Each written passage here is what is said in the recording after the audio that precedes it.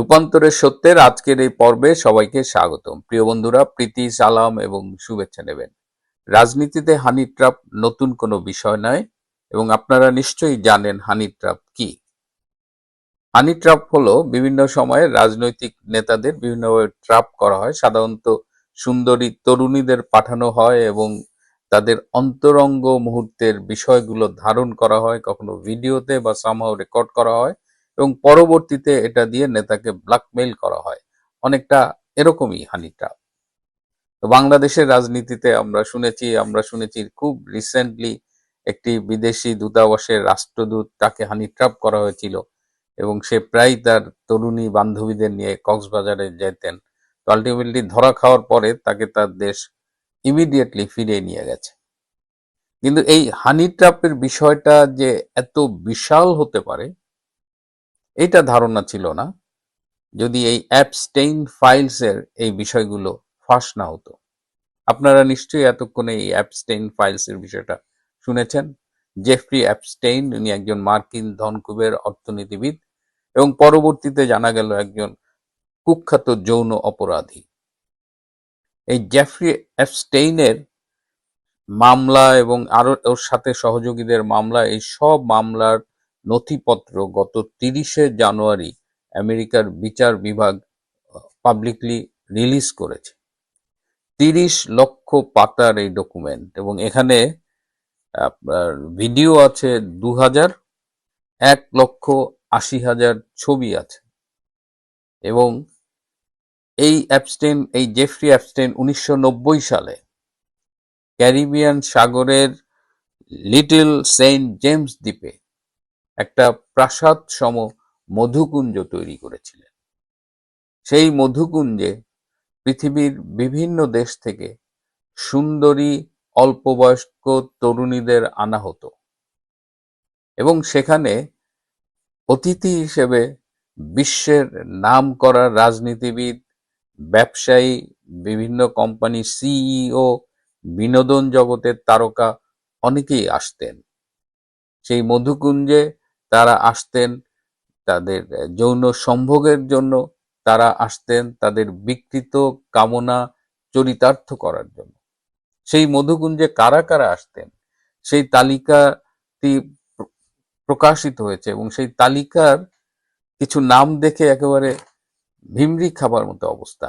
যে আমার সামনেই আছে, মার্কিন যুক্তরাষ্ট্রের রাজনীতি ও ব্যবসা কারা আসছেন নামগুলো দেখেন।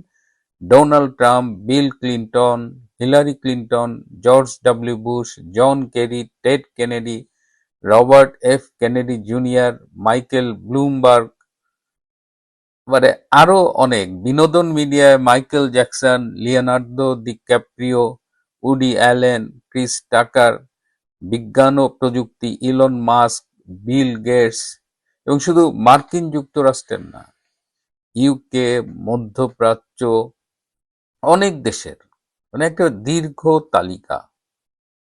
এবং এই যে এত বিখ্যাত লোকগুলো সেখানে যেতেন, তাদের বিকৃত কামনা চরিতার্থ করার জন্য এমনও হয়েছে যে সেখানে অল্প বয়স্ক তরুণীরা প্রেগনেন্ট হয়েছে, সেই প্রেগনেন্ট তরুণীদের অ্যাবর্শন করানো হয়েছে। সেই অ্যাবর্শন করার ফলে যে ফেটাসটা বেরিয়েছে, যে বাচ্চা, যেটা জন্ম না নেওয়া বাচ্চাটা, সেই বাচ্চাটাকে পুড়িয়ে তারা মাংস খেয়েছে।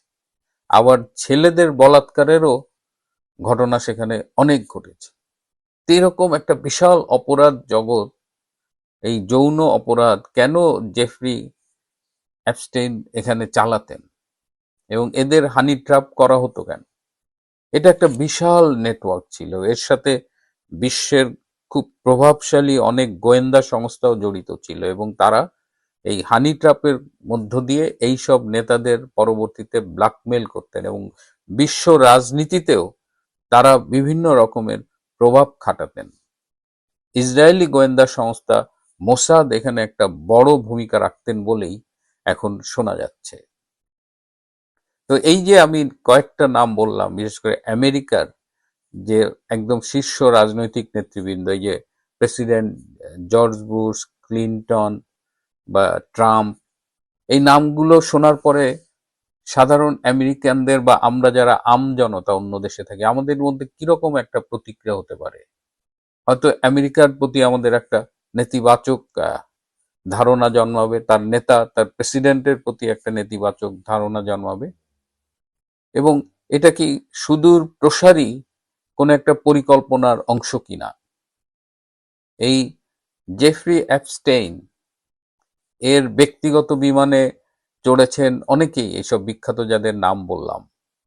সে 2008 সালে তার বিরুদ্ধে এই অভিযোগগুলো তোলা হয়, তখন সে কিন্তু আইনের ফাঁক গলে সে মুক্ত ছিল, কিন্তু পরবর্তীতে সে গ্রেপ্তার হয় এবং 2019 সালে জেফ্রি কারাগারে মৃত্যুবরণ করে। জেফ্রির এই মৃত্যুটাও অনেক প্রশ্নের জন্ম দিয়েছে। সে কি কারাগারে স্বাভাবিকভাবে মৃত্যুবরণ করেছে, নাকি তাকে পৃথিবী থেকে সরিয়ে দেওয়া হয়েছে, কারণ সে এত কিছুর সাক্ষী ছিল। এর সাথে একটা গ্লোবাল পলিটিক্স, যেটা বললাম যে আমেরিকার প্রতি একটা নেতিবাচক ধারণা পৃথিবীব্যাপী ছড়িয়ে দেওয়ার জন্যই এই অ্যাপস্টেইন ফাইলসটা এভাবে রিলিজ করা হয়েছে বলে অনেকে মনে করেন। এবং অনেকে মনে করেন যে 2026 সাল, যখন আমেরিকা তার বিশ্বে আধিপত্য টিকিয়ে রাখার জন্য সংগ্রাম করছে, এবং গত 1 বছরে আপনারা দেখেছেন যে ডোনাল্ড ট্রাম্প নানানভাবে বিতর্কিত হয়েছে, ঠিক সেই সময়ে আমেরিকান লিডারদের, আমেরিকান সেলিব্রিটি ব্যবসায়ীদের এক্সপোজ করে পৃথিবীর সামনে নেগেটিভলি এক্সপোজ করা হলো। এর মানে কি আমেরিকার যে একক সাম্রাজ্য আধিপত্য সেটিকে চ্যালেঞ্জ করা হলো? সেটি কি ক্রমশ ধ্বংসের পথেই যাত্রা শুরু করলো?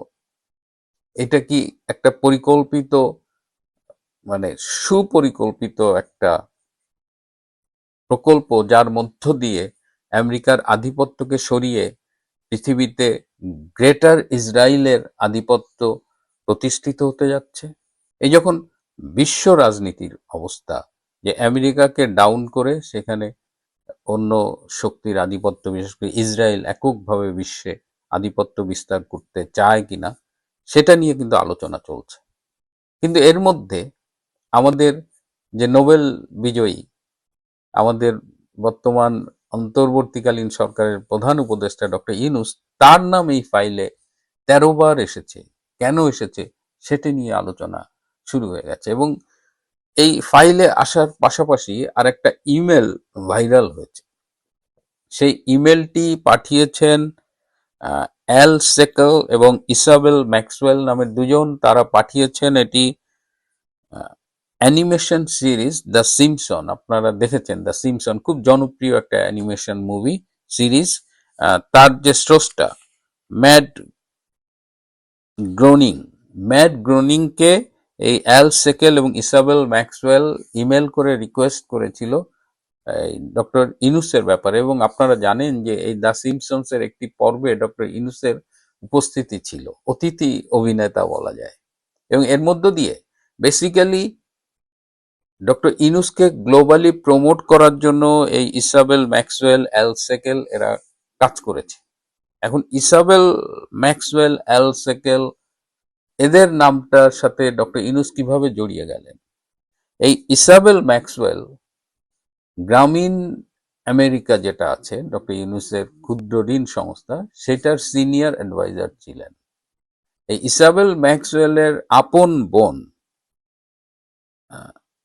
গিজলেন ম্যাক্সওয়েল, তিনি এই জেফ্রি অ্যাপস্টেইনের ঘনিষ্ঠ সহযোগী ছিলেন, এবং এই গিজলেন ম্যাক্সওয়েল এখন 20 বছরের কারাদণ্ড নিয়ে জেলে রয়েছেন। সুতরাং ডক্টর ইউনূস এই চক্রটার সাথে জড়িত। 2018 সালের 21শে সেপ্টেম্বর, সেই সময়ের বাংলাদেশের প্রধানমন্ত্রী শেখ হাসিনা জাতিসংঘের সাধারণ অধিবেশনে যোগ দিতে গিয়েছিলেন এবং 1 অক্টোবর পর্যন্ত ছিলেন। সেই সময়ে এই জেফ্রি অ্যাপস্টেইন চক্রের পক্ষ থেকে একটি মিটিংয়ে যোগ দেওয়ার জন্য শেখ হাসিনাকে আমন্ত্রণ জানানো হয়েছিল এবং একটি লিখিত আমন্ত্রণ পত্র পাঠানো হয়েছিল, কিন্তু শেখ হাসিনা সেই মিটিংটিতে যোগ দেননি। সেই মিটিংটিতে কি আলোচনা হওয়ার কথা ছিল শেখ হাসিনার সাথে? 2017 সালে ডক্টর ইউনূসের বিরুদ্ধে একটি মামলা হয়েছিল এই গ্রামীণ টেলিকমের যে কর্মচারীদের লভ্যাংশ পাবার একটা বিষয় আছে, সেই সংক্রান্ত যে মামলা হয়েছিল সেই মামলাটির ব্যাপারে দফারফা করার জন্যই তারা শেখ হাসিনার সাথে মিটিং করতে চেয়েছিল যে ডক্টর ইউনূসকে এই অভিযোগ থেকে মুক্তি দেওয়া হোক। এই নেগোসিয়েশন ডক্টর ইউনূসের পক্ষে নেগোসিয়েশন করার জন্য তারা শেখ হাসিনাকে একটা মিটিং ইনভাইট করেছিলেন, কিন্তু শেখ হাসিনা সেই মিটিং এ যাননি, কারণ এটা একটা বাংলাদেশের বিচারাধীন বিষয়, এখানে নিউ ইয়র্কে বসে নেগোশিয়েট করার কিছু নেই।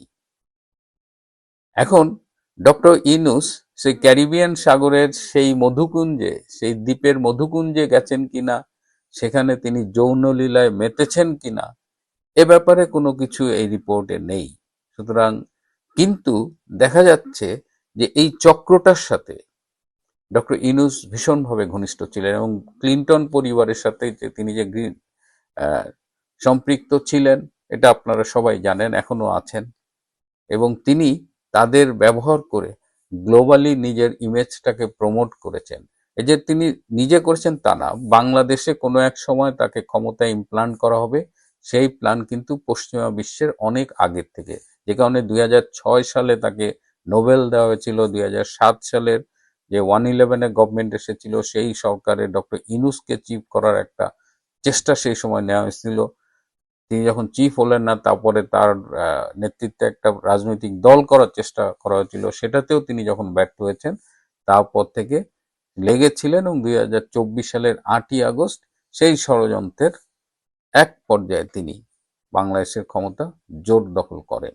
এখন প্রশ্ন উঠেছে, যাকে বাংলাদেশের মানুষ একেবারে দেবতার আসনে বসিয়েছে, সেই মানুষটা নিজের স্বার্থের কারণে বিশ্বের এরকম একটা অপরাধী চক্রের সাথে জড়িত ছিলেন। এটি তিনি আইনত কতটা অপরাধী তা জানি না, কিন্তু নৈতিকতার মানদণ্ডে তিনি ভীষণভাবে অপরাধী। তাহলে এই প্রধান উপদেষ্টা ডক্টর ইউনূস সম্পর্কে এখনো আপনারা কি ভাবছেন, সেটা আমার খুব জানতে ইচ্ছে করে। প্রিয় বন্ধুরা, আজ এ পর্যন্তই। ভালো থাকবেন, সুস্থ থাকবেন, তার চেয়েও জরুরি হলো নিরাপদে থাকবেন। সবাইকে অনেক ধন্যবাদ।